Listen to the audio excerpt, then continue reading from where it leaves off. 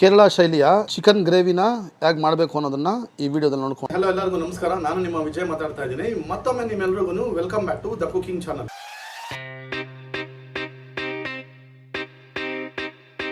Authentic ಆಗಿರುವಂತಹ ಕೇರಳ ಶೈಲಿಯ chicken ಕರಿನ ಹೇಗೆ ಮಾಡ್ಕೊಬೇಕು ಅನ್ನೋದನ್ನ ತೋರಿಸ್ಕೊಡ್ತಾ ಇದ್ದೀನಿ. ಮೊದಲನೇದಾಗಿ ಅದಕ್ಕೆ ಬೇಕಾಗಿರುವಂತಹ ಇಂಗ್ರೀಡಿಯೆಂಟ್ಸ್ ಗಳನ್ನ ನೋಡ್ಕೊಂಡು ಆಮೇಲೆ ಅದನ್ನ ಮಾಡುವಂತ ವಿಧಾನಗಳನ್ನ ನೋಡ್ಕೋಣ ಬನ್ನಿ.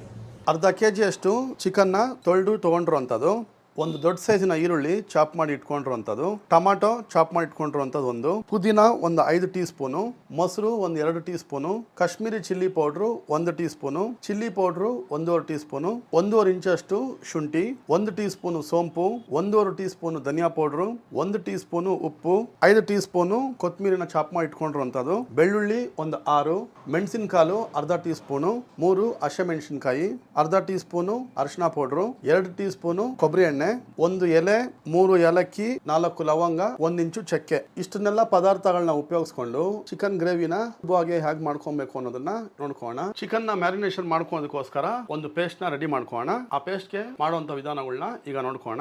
ಮೊದಲನೇದಾಗಿ ಶುಂಠಿನ ಸೇರಿಸ್ಕೊಂತದ್ದು, ಬೆಳ್ಳುಳ್ಳಿ, ಸೋಂಪು, ಕರಿಮೆಣಸಿನಕಾಳು, ಮೆಣಸಿನಕಾಯಿ, ಕೊತ್ತಂಬರಿ, ಪುದೀನ, ಖಾರ ಪೌಡ್ರು, ಧನಿಯಾ powder, chilli powder, Kashmiri chilli powder ಇಷ್ಟೆಲ್ಲ ಸೇರಿಸ್ಕೊಂಡಾದ್ಮೇಲೆ ನೀರು ಹಾಕೊಂಡಿರಾನೆ ಪೇಸ್ಟ್ ಮಾಡ್ಕೋಣ. ಪೇಸ್ಟ್ ಮಾಡ್ಕೊಂಡಿದ್ದಾಯ್ತು. ಈಗ ಇದನ್ನ ಚಿಕನ್ ಮ್ಯಾರಿನೇಷನ್ಗೋಸ್ಕರ ಹಾಕೋಣ. ರುಬ್ಕೊಂಡಿದ್ದಂಥ ಪದಾರ್ಥಗಳು ಎಲ್ಲ ಚಿಕನ್ಗೆ ಹಾಕೊಂಡಾದ್ಮೇಲೆ ಮೊಸರನ್ನ ಸೇರಿಸಾದ್ಮೇಲೆ ಅದನ್ನು ಮಿಕ್ಸ್ ಮಾಡ್ಕೊಂಥದ್ದು. ಇದನ್ನ ಸುಮಾರು ಒಂದು 15 ನಿಮಿಷವರೆಗೂ ಮ್ಯಾರಿನೇಷನ್ಗೆ ಇಟ್ಕೋಣ. ಅಷ್ಟರಲ್ಲಿ ಇದಕ್ಕೆ ಬೇಕಾಗಿರುವಂತ ಫ್ರೈನ ರೆಡಿ ಮಾಡ್ಕೋಣ. ಕಡಾಯಿ ಒಂಚೂರಿಗ ಬಿಸಿ ಆಗೋದಕ್ಕೋಸ್ಕರ ಇಟ್ಕೊಂಡಿದ್ದೀನಿ. ಯಾವುದೇ ಅಂತ ಚಿಕನ್ ಪದಾರ್ಥಗಳಾಗ್ಲಿ ಮಟನ್ ಪದಾರ್ಥಗಳಾಗ್ಲಿ ಈ ತರ ಕಬ್ಬಿಣದ ಕಡಾಯಲ್ಲಿ ಮಾಡ್ಕೋದ್ರಿಂದ ಬಹಳ ರುಚಿಕರವಾಗಿರ್ತದೆ. ಆಮೇಲೆ ಐರನ್ ಅಂಶ ಕೂಡ ನಮ್ಮ ಆರೋಗ್ಯಕ್ಕೆ ಸಿಗ್ತಿರೋಂಥದ್ದು. ಯಾರಿಗಾದ್ರೂ ಈ ತರ ತುಂಬಾ ಒಳ್ಳೆ ಕ್ವಾಲಿಟಿಯ ಕಡಾಯಿಗಳು ಬೇಕಾದ್ರೆ ನಾನು ಡಿಸ್ಕ್ರಿಪ್ಷನ್ ಅಲ್ಲಿ ನಾನು ನಿಮಗೆ ಇದ್ರದ್ದು ಪ್ರಾಡಕ್ಟ್ ಲಿಸ್ಟ್ ಕೊಟ್ಟಿರ್ತೀನಿ. ನೀವು ಕೂಡ ಅಲ್ಲಿ DM ಮಾಡಿ ಬುಕ್ ಮಾಡ್ಕೊಬಹುದು. ಡೆಲಿವರಿ ಕಂಪ್ಲೀಟ್ ಆಗಿ ಫ್ರೀ ಆಗಿರ್ತೀರ. ಈ ರೀತಿ ಬಿಸಿ ಆಗಾದ್ಮೇಲೆ ಇದಕ್ಕೀಗ ಕೊಬ್ಬರಿ ಎಣ್ಣೆನ ಸೇರಿಸ್ಕೊಂತಾರಂಥದ್ದು. ಹಾಕೊಂಡ್ರೆ ಎಣ್ಣೆ ಸ್ವಲ್ಪ ಬಿಸಿ ಆಗ್ಲಿ. ಮಸಾಲಾ ಪದಾರ್ಥಗಳನ್ನ ಈಗ ಸೇರಿಸ್ಕೋಣ. ಮಸಾಲಾ ಪದಾರ್ಥಗಳು ಸೇರಿಸ್ಕೊಂಡಾದ್ಮೇಲೆ ಒಂಚೂರು ಫ್ರೈ ಮಾಡ್ಕೊಬೇಕು.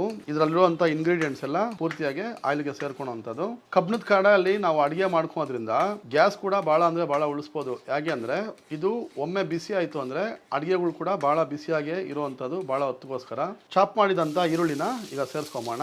ಸೇರಿಸ್ಕೊಂಡಾದ್ಮೇಲೆ ಡಾರ್ಕ್ ಗೋಲ್ಡನ್ ಬ್ರೌನ್ ಆಗೋವರೆಗೂ ಇದನ್ನ ಫ್ರೈ ಮಾಡ್ಕೊಬೇಕು. ಹಾಫ್ ಫ್ರೈ ಆಗ್ತಾ ಇರೋಂಗೆ ಒಂದು ಅರ್ಧ ಟೀ ಸ್ಪೂನ್ ಅಷ್ಟು ಉಪ್ಪನ್ನ ಸೇರಿಸ್ಕೊಂಡಿರೋದು.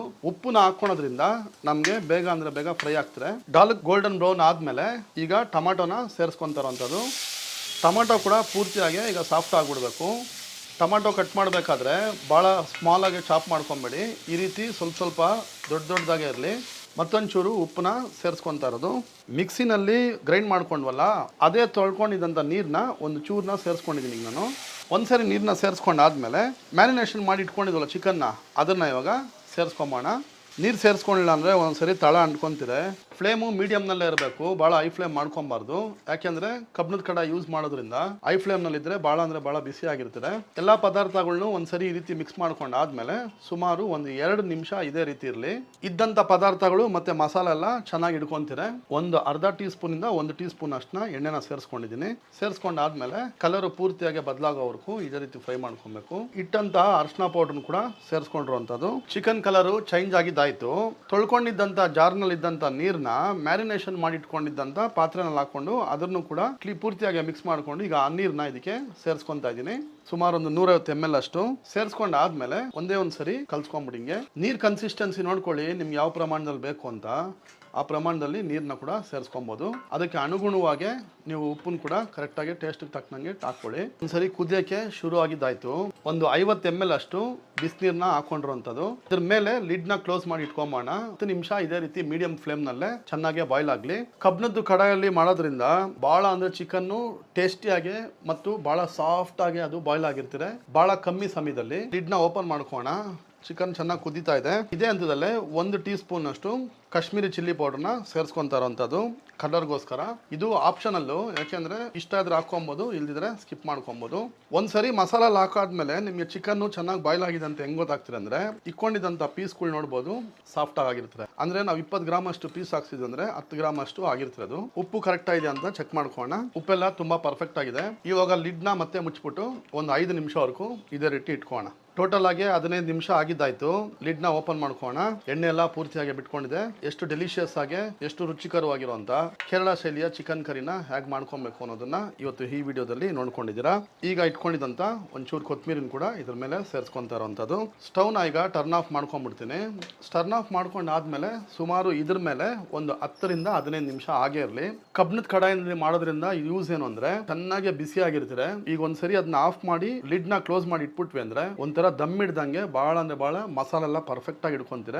ಈಗ ಲಿಡ್ ನ ಕ್ಲೋಸ್ ಮಾಡಿ ಇಟ್ಕೊಂಡ್ಬಿಡ್ತೀನಿ. ಎಣ್ಣೆ ಎಲ್ಲ ನೋಡೋದಲ್ಲ ಎಷ್ಟು ನೀಟಾಗಿ ತಿಳ್ಕೊಂಡಿದೆ. ಇವತ್ತು ನಾನು ಈ ವಿಡಿಯೋದಲ್ಲಿ ನಿಮ್ಗೆ ಊಟ ಮಾಡೋ ಎಕ್ಸ್ಪೀರಿಯನ್ಸ್ ಮಾಡಿಸ್ತೀನಿ. ಇಷ್ಟು ದಿವಸ ಟೇಸ್ಟ್ ಆಗಿತ್ತು ಅಂತ ಇದೆ. ಇವತ್ತು ಊಟ ಯಾಕೆ ತಿನ್ಬೇಕು ಅನ್ನೋದನ್ನ ನಿಮಗೆ ತೋರಿಸ್ಕೊಡ್ತೀನಿ. ಎಲೆ ಹಾಕೊಂಡು ಎಲೆ ಜೊತೆಯಲ್ಲಿ ರಾಗಿ ಮುದ್ದೆ ತಗೊಂಡಿದ್ದೀನಿ. ರಾಗಿ ಮುದ್ದೆ ಜೊತೆಯಲ್ಲಿ ಈಗ ಮಾಡ್ಕೊಂಡಿದಂತ ಕೋಳಿ ಸಾರನ್ನು ಕೂಡ ಹಾಕೊಂಡಿರುವಂತದ್ದು. ಎಲೆನಲ್ಲಿ ತಿನ್ನುವಂತ ಮಜಾನೇ ಬೇರೆ. ರಾಗಿ ಮುದ್ದೆ ನೀಡಿ ತಗೊಂಡು ಹಿಂಗ್ ಅನ್ಕೊಂಡು ಈಗ ಟೇಸ್ಟ್ ಹೇಳ್ತೀನಿ ಆಗಿದೆ ಅನ್ನೋದನ್ನ. ತುಂಬಾ ಅಂದ್ರೆ ತುಂಬಾ ಚೆನ್ನಾಗಿದೆ. ಚಿಕನ್ ನೋಡ್ಬೋದು ಎಷ್ಟು ಸಾಫ್ಟ್ ಆಗಿ ಟೆಂಡರ್ ಆಗಿ ಬಾಯ್ಲ್ ಆಗಿದೆ. ಈ ರೀತಿ ಎಲ್ಲಾನು ಕಲ್ಸ್ಕೊಂಡು ಅನ್ನ ಜೊತೆಲಿ ಅಬ್ಬಾ ಏನ್ ಟೇಸ್ಟ್ ಇದೆ ರೀ. ಸೂಪರ್ ಬಾಗಿದೆ. ನೀವು ಕೂಡ ಮಸ್ಟ್ ಅಂಡ್ ಟ್ರೈ. ನೋಡಿದ್ರಲ್ಲ, ಇವತ್ತಿನ ಈ ವಿಡಿಯೋ ಲೈಕ್ ಆಗಿದ್ರೆ ನೀವು ಕೂಡ ನಮ್ಮ ಚಾನಲ್ಗೆ ಸಬ್ಸ್ಕ್ರೈಬ್ ಮಾಡ್ಕೊಳ್ಳಿ. ಮತ್ತೆ ಪಕ್ಕದಲ್ಲಿರುವಂತ ಬೆಲ್ ಐಕಾನ್ ಪ್ರೆಸ್ ಮಾಡೋದು ಮರ್ತೋಬೇಡಿ ಅಂತ ಹೇಳ್ತಾ, ಸಮುದ್ರ ಅಂತ ಯೂಟ್ಯೂಬ್ ನಲ್ಲಿ ನಮ್ಮ ಚಾನಲ್ ನಿಮ್ಗೆ ಸಿಗ್ಬೇಕಾದ್ರೆ ನೀವು ಸಬ್ಸ್ಕ್ರಿಪ್ಷನ್ ಅನ್ನೋದು ಮಾಡ್ಕೊಳ್ಳೇಬೇಕು. ಮತ್ತೆ ಪಕ್ಕದಲ್ಲಿರೋ ಬೆಲ್ ಐಕಾನ್ ಪ್ರೆಸ್ ಮಾಡ್ಲೇಬೇಕು. ಆವಾಗಲೇ ನಿಮ್ಗೆ ಇಮಿಡಿಯೇಟ್ ಆಗಿ ನಾನು ಹಾಕಿದ ತಕ್ಷಣನೇ ನೋಟಿಫಿಕೇಶನ್ ಬರ್ತಿದೆ. ಎಂದಿನಂತೆ ನಾನು ನಿಮ್ಗೆ ಇನ್ನೊಂದು ಹೊಸ ರೆಸಿಪಿನಲ್ಲಿ ಸಿಗೋವರೆಗೂ ಎಲ್ರಿಗೂ ಟೇಕ್ ಕೇರ್ ಮತ್ತು ಹ್ಯಾಪಿ ಈಟಿಂಗ್.